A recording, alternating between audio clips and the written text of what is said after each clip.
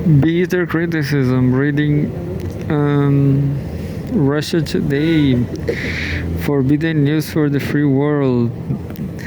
I guess Russia Today is still banned from YouTube. I'm pretty sure about it. Let's let's let's find out right now. I'm definitely sure about it.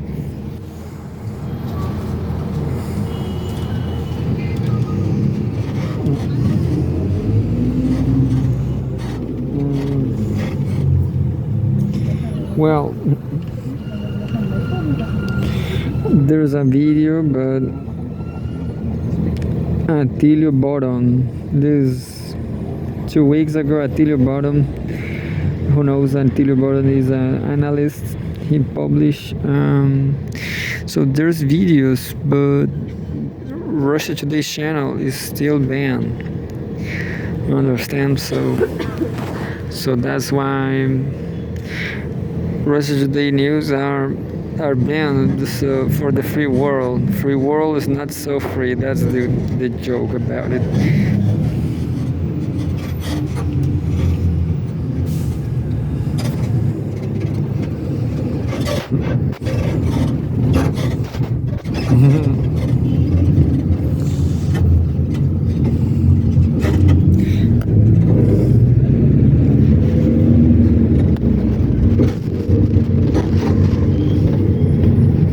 So this topic is especially interesting for Russia because it's the most, maybe the first or second country more sanctioned in the world, maybe just behind Venezuela.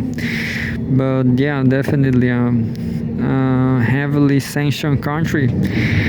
April 4th, Home World News. US sanctions against Russia are unprecedented. Here's why there's no effort to end them.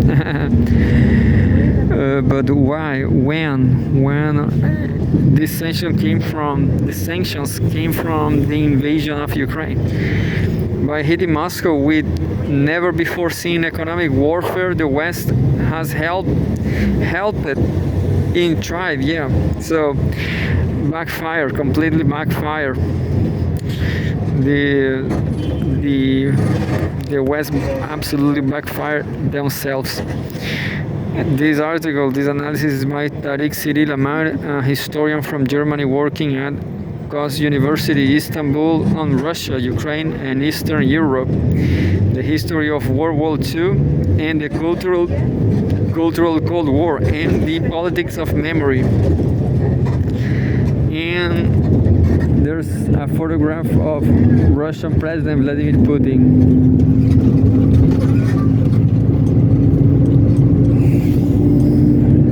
Another Trump quake has been shaking the world. In his attempt to, in essence, make America great again by eliminating its trade deficits and deindustrializing it into, in his own words, quote unquote, an entirely different country.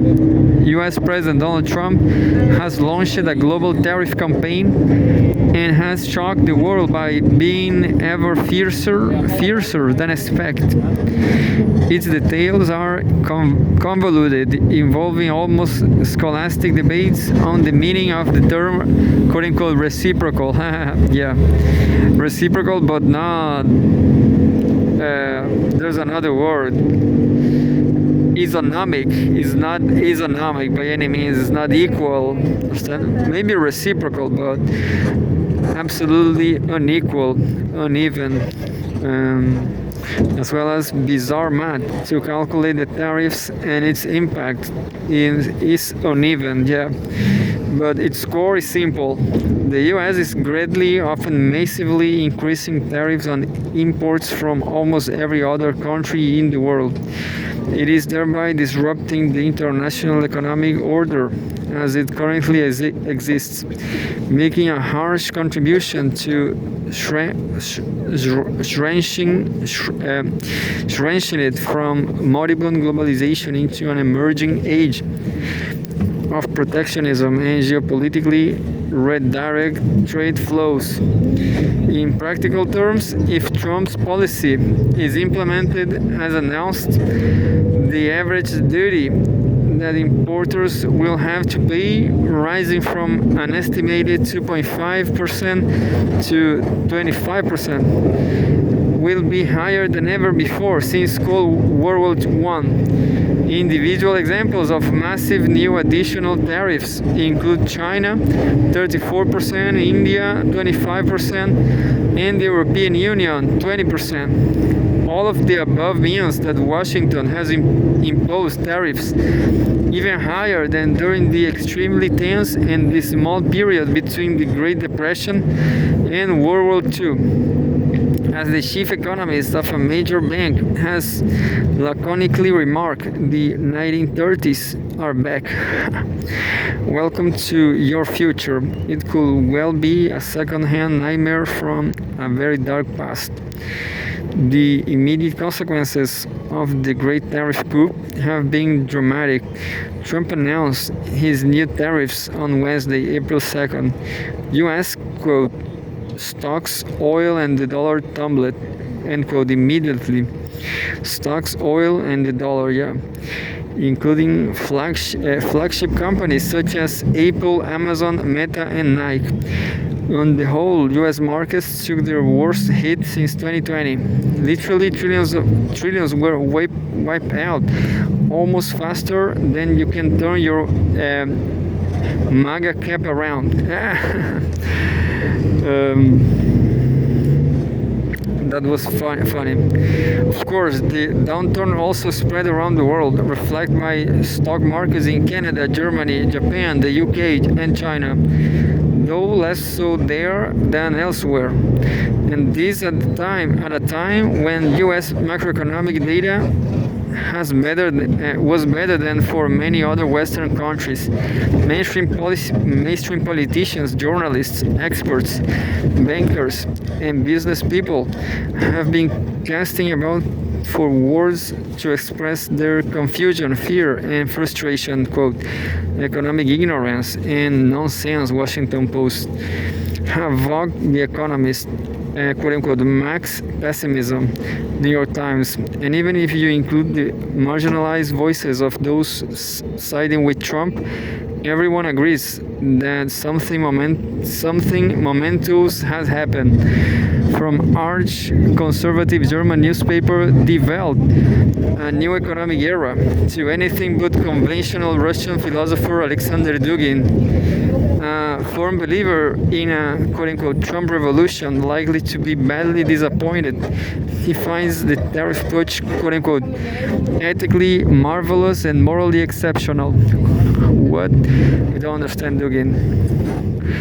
I was sharing some Fox News, but I didn't realize, I didn't notice any news about it.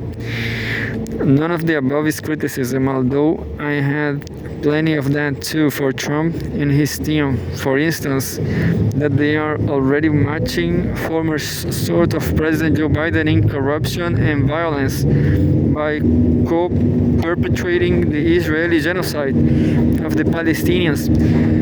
But there, Washington is of course just part of an even larger failure. As acute observers have noted, the West is now divided over tariffs and united in supporting genocide.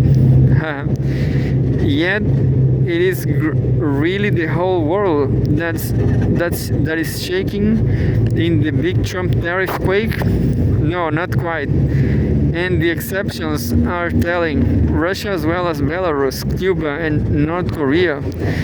That makes Russia the one and only top league player that the Trumpists have exempt from their tariff attack, even if Moscow is nonetheless monitoring its international impact and preparing to minimize the indirect effects. The official American reason for this exception is that due to the massive Western sanctions already in place against Moscow, it will be silly to levy fresh tariffs on the itsy bitsy teeny bit of imports from Russia that is left. In the words of White House Press Secretary Caroline Leavitt, the current sanctions already quote-unquote prelude any meaningful trade. Dmitry Peskov, a spokesman for the Russian presidency, agreed. There simply is no tangible trade to go after at this point. True enough, makes sense, but only as far as it goes. And that's not far at all. In reality, there is a much more interesting story here. But to notice it, we must zoom out. Once we do so, the case of Russia becomes extraordinarily instructive. I have to go now. But this is being a big article, is being huge.